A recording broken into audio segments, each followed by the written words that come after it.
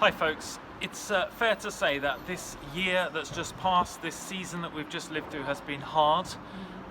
It's not been anything like what most people were expecting. It's been a difficult season for the nation, for you and me personally, for Christians in our nation as well.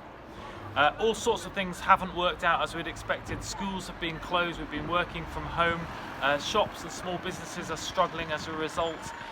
There's turmoil and trauma in people's lives, that sense of loss and grief.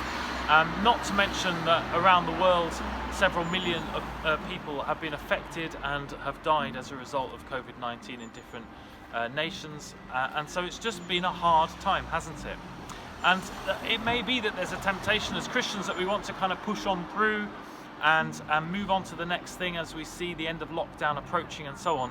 But actually, it's more healthy to stop sometimes and to acknowledge where there's been hurt, where there's been pain and grief and suffering and loss, and to take time to process that, to make space, to acknowledge that, to stand with others who are still in that place as well.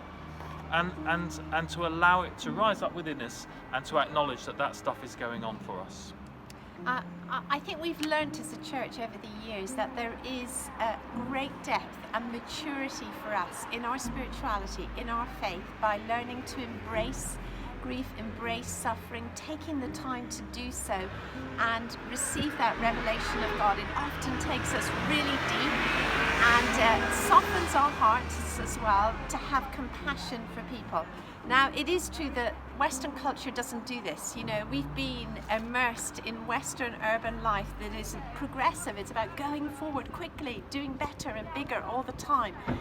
Secular culture says numb pain. You know, deny it or be angry with someone about it. It's the politician's fault or someone else's fault. And actually, biblical lament, the picture for us is completely different to that. It's acknowledging there are seasons.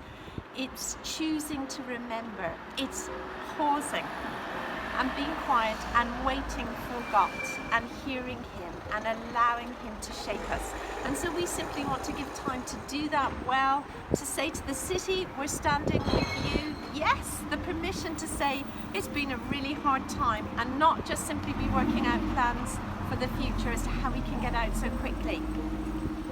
So folks, we'd like to invite you to be part of Lament Sunday. That's Sunday the 28th of March, where we will make space as a church and as the family of God in this city to lament.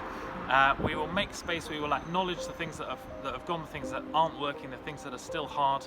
We'll stand and we'll mourn with those who are mourning. We'll make space to hear the Lord in the middle of it.